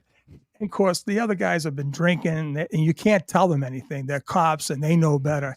Well, bottom line is, I guess Fanning found out that they weren't girls. He says, I never saw a girl with a dick before. Sorry, Courtney, but that's a quote from last night's show. And he said he thought that Fanning raped this transvestite. So they used to call it drag queens back then, right? Now it's different. I don't know what the woke terminology is now. What is it? I don't know what it is, but there's definitely terminology, but that's okay. I'm sure. Yeah. This threw me off my game, but then there's an allegation that Fanning, after some years, went to this guy, his father figure who took care of him, who gave him his first car, who gave him his first bike, right? Allegedly, according to this guy. And he's told this story many times to Dave Cullinane, who's all over the Birchmore case. That Fanning said, you give me oral sex now. And he backs it up and he says, I know he did this to me because I know he has a mole, certain part of his privates. So listen, it's crazy. The corruption is widespread. And I do know that the FBI is definitely involved in that case. And I just hope they get, for the memory of young Sandra Birchmore. And she was pregnant, Courtney. She was pregnant. And the suspect who was last seen with her, his wife gave birth the very next day. And she was pregnant with his child. So, and he was on video. He's on video as the last one, going in and going out. And another thing is, according to investigators, her phone never moved after he's seen walking out the door. I mean, come on. That's a clue. Yeah, I mean, should we investigate? Hello. Yeah. Did they get the DNA from the fetus, do you think, Courtney? Of course they didn't. Of course they didn't. Yeah. Somehow something tells me that I believe there was some type of, I don't know. I'm not sure. I'm not an expert in that case at all. But but there shouldn't be a question about that. No, they should say we have identified. What's his name? Matthew. Help me in the chat, folks. Farwell. Yeah, the Farwell brothers. The baby had Matt Farwell's DNA, because that would obviously lead. That would obviously be very, very. That would go to motive, right? Because he leaves her apartment in a hoodie with a mask on, and he's an anti-mask guy, and then he goes to the hospital where his wife gave birth, from her apartment, and Sandra Birchmore's never heard from again, and people want us to believe, oh, well, it's just a coincidence. She just decided, even though she had just bought baby clothes and a car seat, she decided to kill herself. Yeah. And then we're also supposed to believe that because Karen Reed was angry with her boyfriend, she decided to run him over in front of a cop's house with an SUV. And clearly you'd never get caught you'd never get fingered for that. I mean, if I tell you what, all the times my wife had arguments, if she ran me over with her SUV, I mean, it's so absurd. And Courtney, I want to say thank you. That young girl was groomed by these cops. There was an Explorer program. All this girl wanted to do was be a cop, and she had some family issues. They groomed her at age 13, 15, having sex with her. 3 different cops, the 2 Farwell brothers and another cop. Divine. Yeah. I mean, they were all let go. Pretty sick situation. No charges. And Divine is still a licensed lawyer in Massachusetts. One of the Farwell brothers is out west, and I don't know where the other one is. Yeah, right. It's a sad situation. Let me say thank you to Melissa Kyer. Thank you so much for the blessing. We really, really do appreciate it. If you guys would be kind enough to mash the subscribe button, Calling All Beings, would really appreciate it. We do aim to bring on, I saw here, first of all, Hung Jury, is that your name? Well Hung Jury. I see you on Melanie's show. Great comments. Obviously the Glare, we'd like to get you on. We may even do like a Karen Reed roundtable. I think Cab is famous for roundtables, so we may even ask Sean back and maybe get a roundtable with. We need. I mean, with your contemporaries. I love it. Mike has great hair, so it would be great to have Mike on here. Mike Crawford. Oh hell, Mike. Yeah, Mike's a great guy. Great goatee. So anyway, let me so I want to get to if you would, because we want to get you out of here. Can you tell us about Peter Murphy? Because I'm a little confused as to if it was Brian Tully or another Brian that gave him that information. And if you haven't heard this, Courtney, it is shocking. Right. Let me just do the setup like this. Peter Murphy, when the incident happened, when John O'Keefe was killed, and it looked like they weren't sure which way this was going to go, Peter Murphy went back as a retiree, went back to the Canton Police Station and said, look, if somebody needs help, if you've gotten jammed up, if you need a lawyer, you were my guys when I was active duty. I'm here. I want you to know that I'm here to help. Sean, take it away. Okay. So just a little bit different on that. Please. So when I first came out, I wrote that letter and I wasn't anonymous anymore. I wrote the letter under my own name, my bona fides, directed it at both Chief Rafferty, and I wrote a separate letter to Brian Albert, cop to cop, whatever. So back then I could see the donations being made to Karen's defense fund. And lo and behold, I made a donation. And when you see all the things of donations, I could see this Sergeant Peter Murphy, retired Canton police officer, gave a donation. I said, holy, this is amazing. I got a cop in Canton, right? And I didn't know who he was. And I said, this is a guy that's given a donation to Karen Reed, right? Because all the cops were mum's the word and not going to. Anyways, I ended up hooking up with Peter and we talked a lot. He tells me, I said, Peter, we got to figure out what the hell's going on here. He says, well, Sean, I've got contacts with 3 guys who they're retired, but they were present. They were on board at the time that John O'Keefe was dead. I'm going to go start shaking the bushes or whatever, what he said. And I'm going to go up and talk to these guys. So he goes up to this, he goes up to this auto body shop, which was owned by a police officer. Okay. Oh my God. Something about Canton cops, their side job, okay, is their police job. Their regular job is their business, right? So this guy, Brian Wanless, he was known as a very successful auto body guy. Fix your car, paint your car, blah, blah, blah. And there were early hints at the time. This is why I told Peter, I said, if you know this guy, go up there and find out if he knows anything, but ask him, did he have anything to do with John O'Keefe's Traverse? There was indications that the Traverse was fixed because, let's say, I don't care what anyone says, that car was hit by Karen's car. There had to be some impression made on that car. 5 days later, the state police come back and they check the vehicle and they find no damage. Well, you give me 5 days, right? I'm going to make sure that car is going to be spotless, okay? You had a 65 to 7,000 pound truck. I don't care how fast it was going or how slow it was going. You're going to have some type of transfer. And that would have been very indicative of the damage that was found on Karen's car. Well, lo and behold, he goes up, hits the mother lode.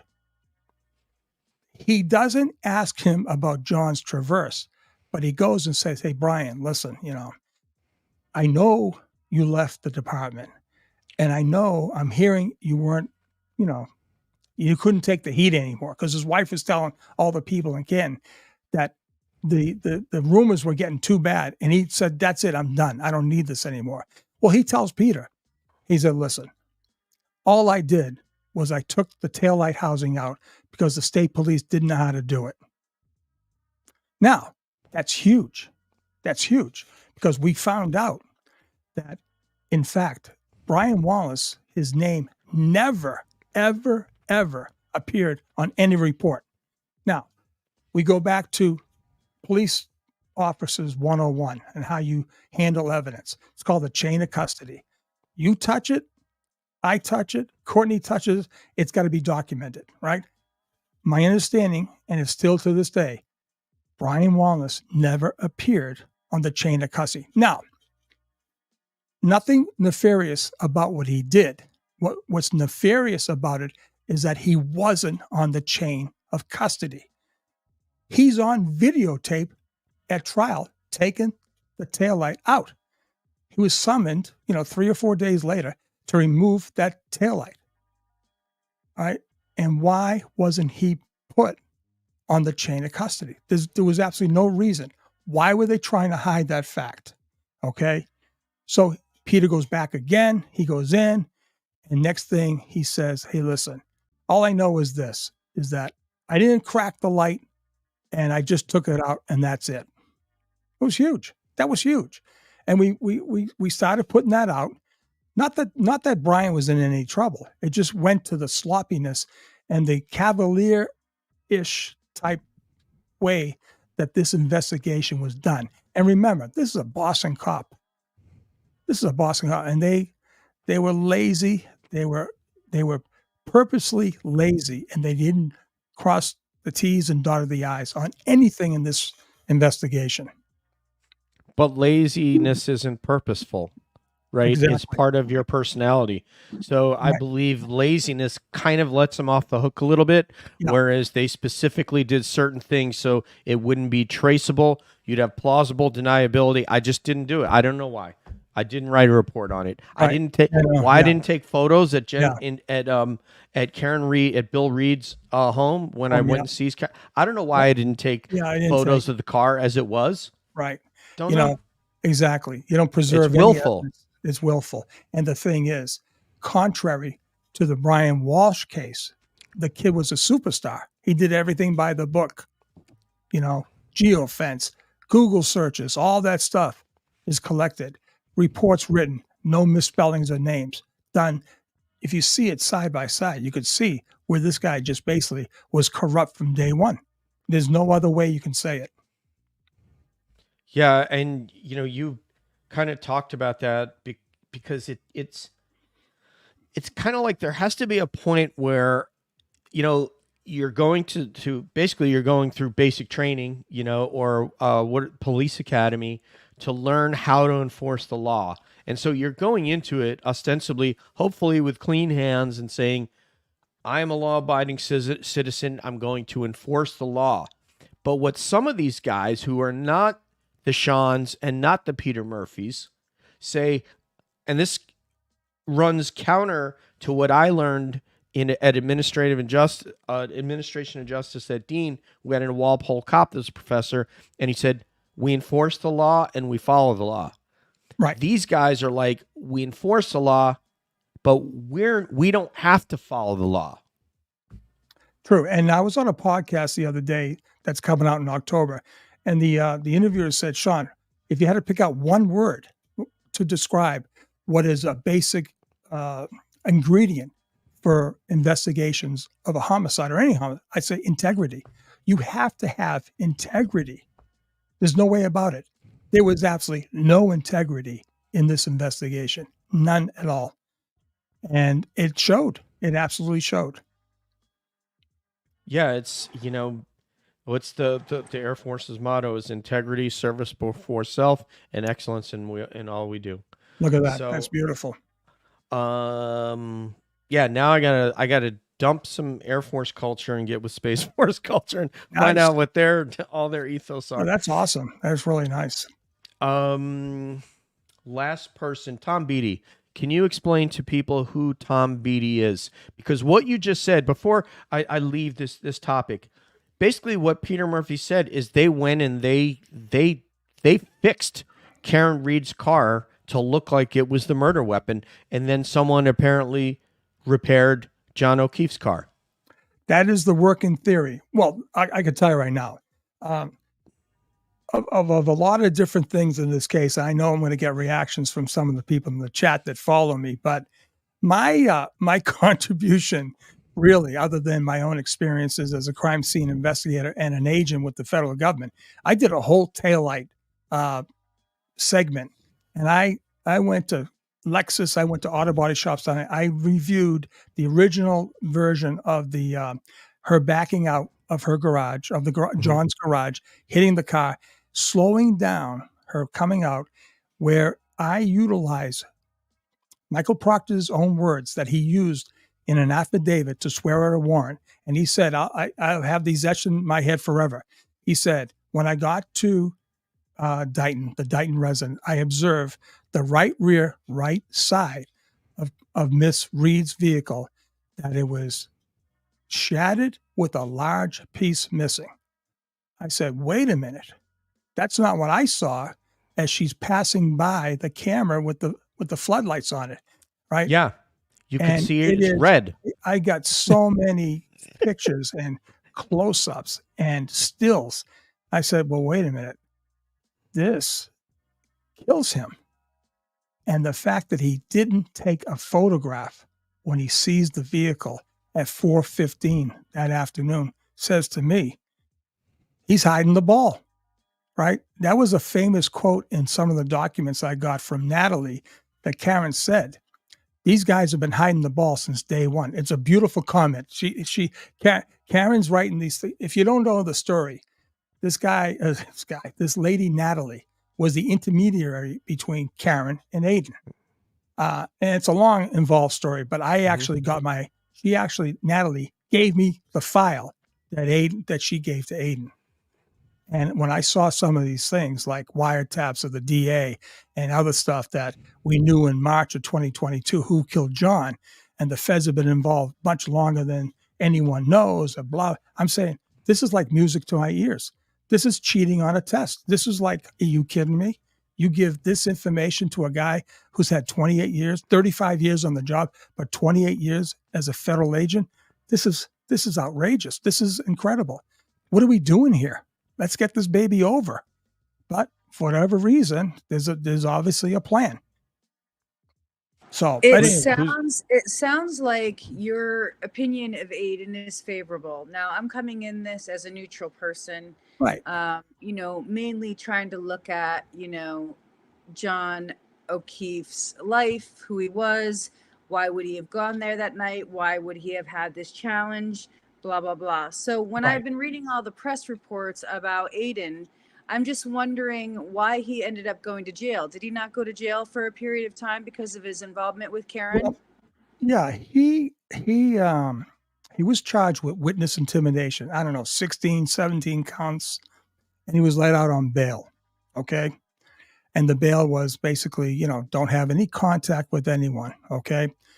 Well, then let's see, then around December, around Christmas time, a girlfriend he was dating at the time, they broke up. She then did like everyone else does. She goes to the state police and says, I can give you Aiden Carney. He did this, he did that. They gave her a subpoena, right, to testify before a grand jury because she evidently said she had incriminating information to tell the grand jury about Aiden and Karen Reed. Okay. That's the story.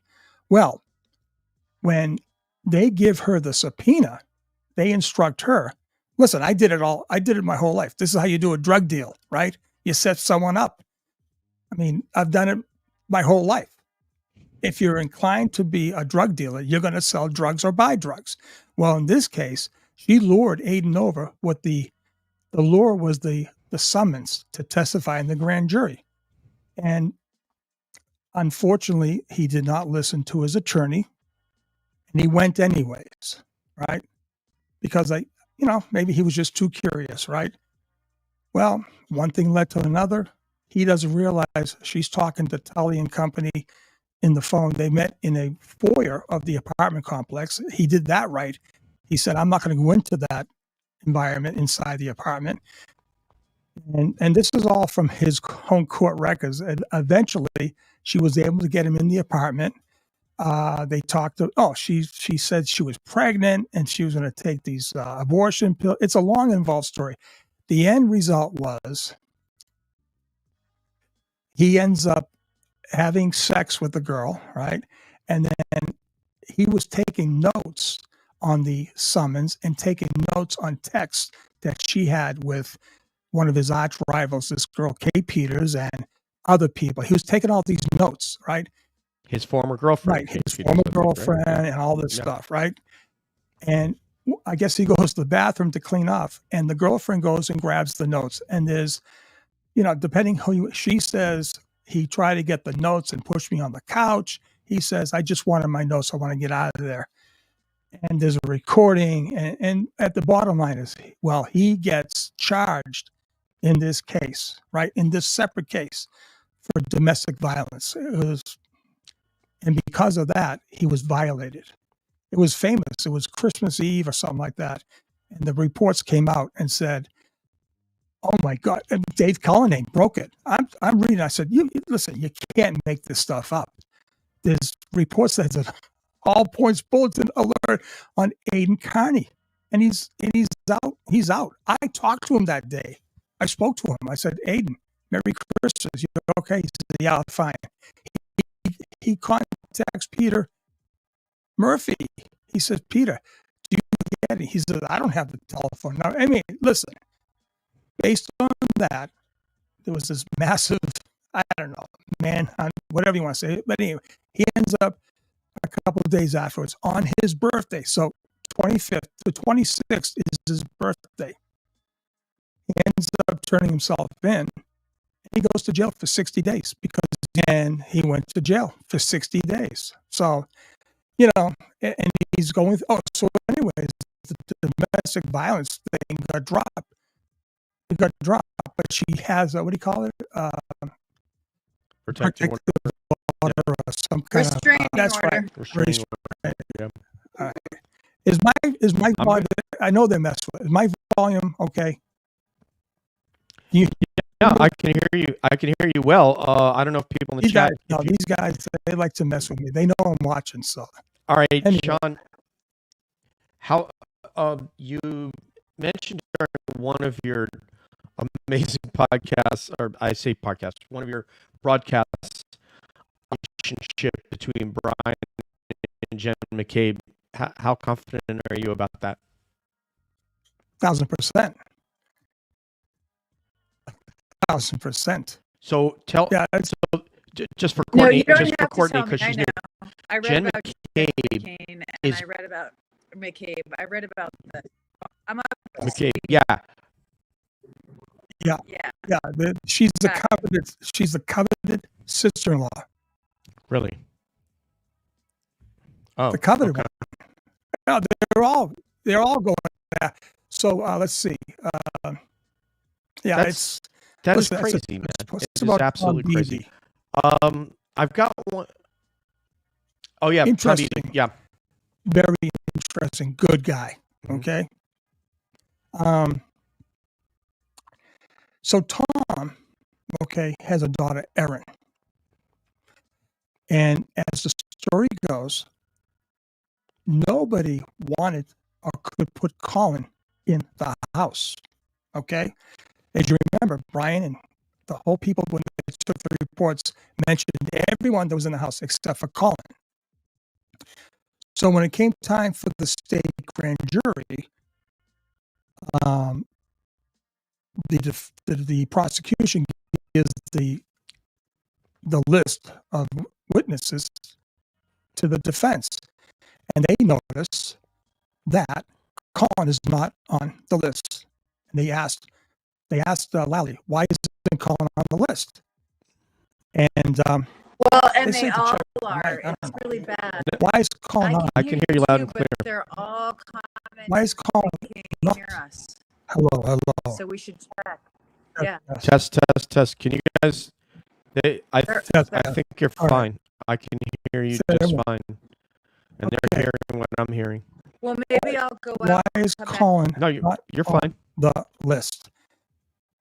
And Lally goes, because he wasn't in the house. And they go, oh, we have information that he was. And so what they found out was Colin called Erin Beatty and invited Erin to the party at 34 Fairview. That's why we knew he was in the house, all right? Erin did not go. Okay, calling Tom Beatty in the very early morning, but it was only a cover to say that she was checking to see if John was with Tom because they were very good friends, right? He's a doctor, just a guy. I Interesting. mean, Okay. So, anyways, but after that, it becomes apparent that Tom Beatty's a loose end, and they gotta tie this up. And Jen is feverishly trying to figure out what did Tom Beatty know.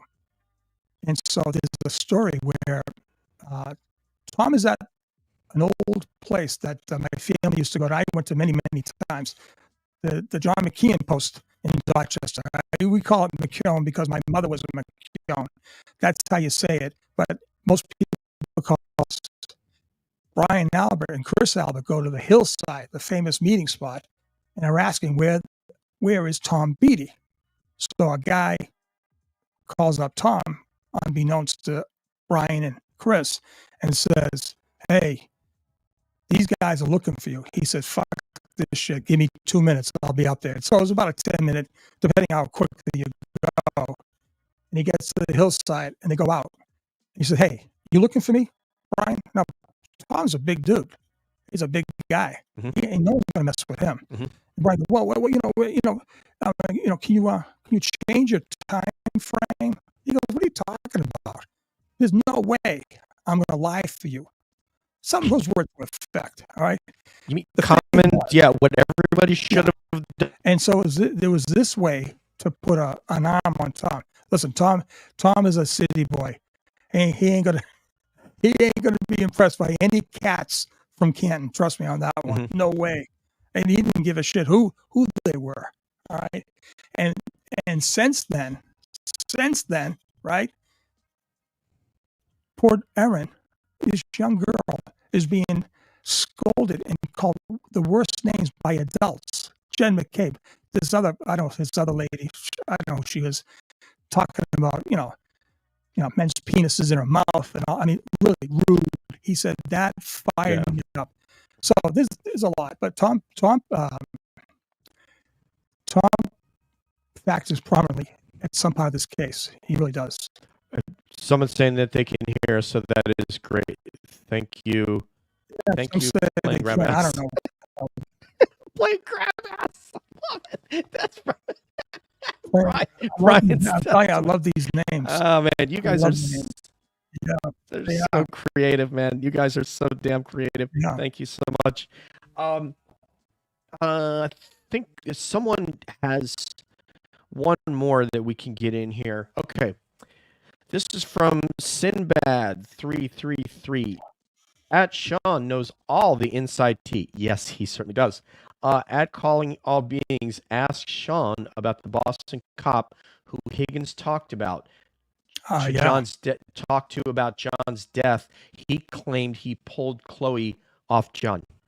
Sinbad, that's a great point.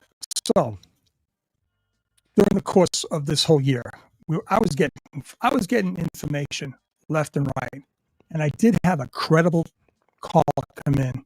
The person had no beef, nothing.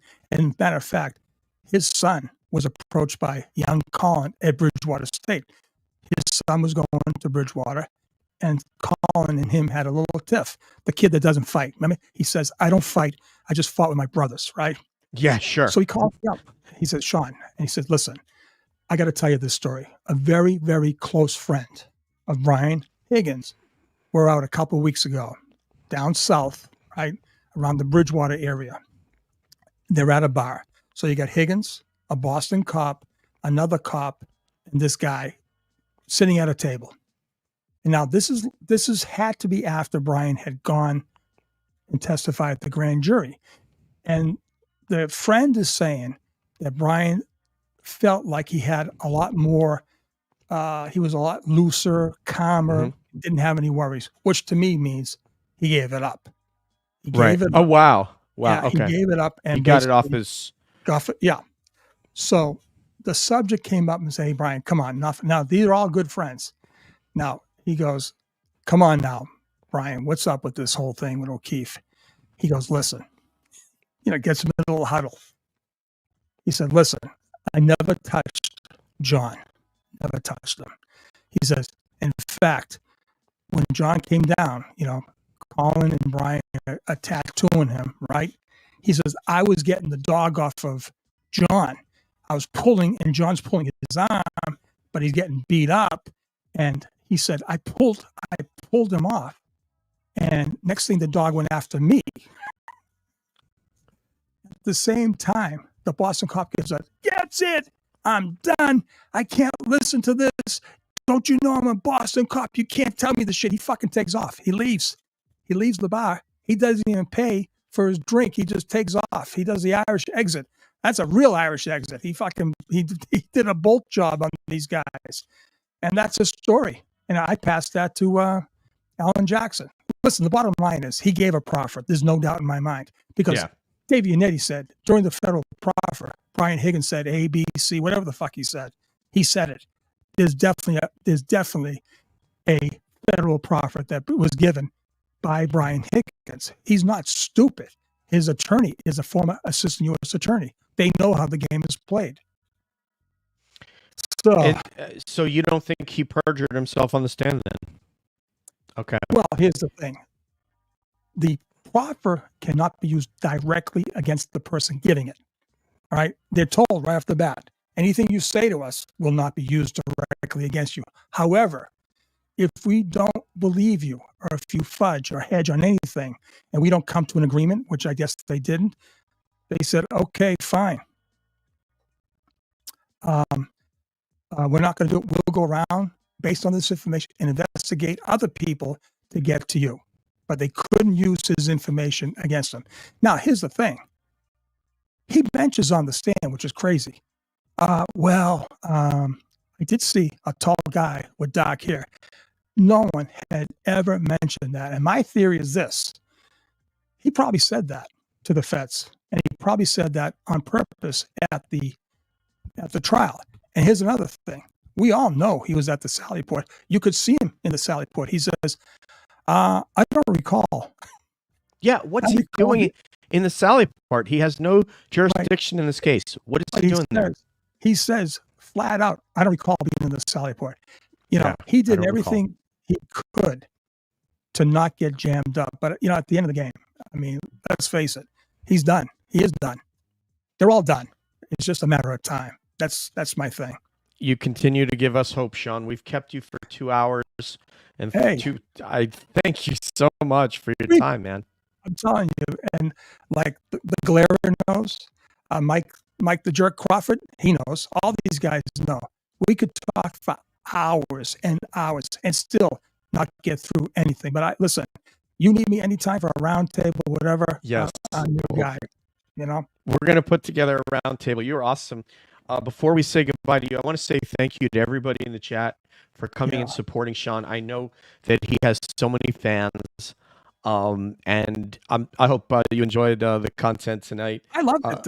Courtney did great for a newbie, you know. So thank you so much. I love the fact that I can see I see old names I see all the time, but I see new people here, which is nice, which is great, you know. Yeah, definitely. I mean, a lot of new people are aware of CAB, and we will continue to do TCU. We got to start working now. Courtney's brought a lot of data and video and audio and photos back from Pennsylvania. That case I could take. Someone just said, I suck. I got to put that one up. Who's that? Oh, man. Who, you? Oh, yeah.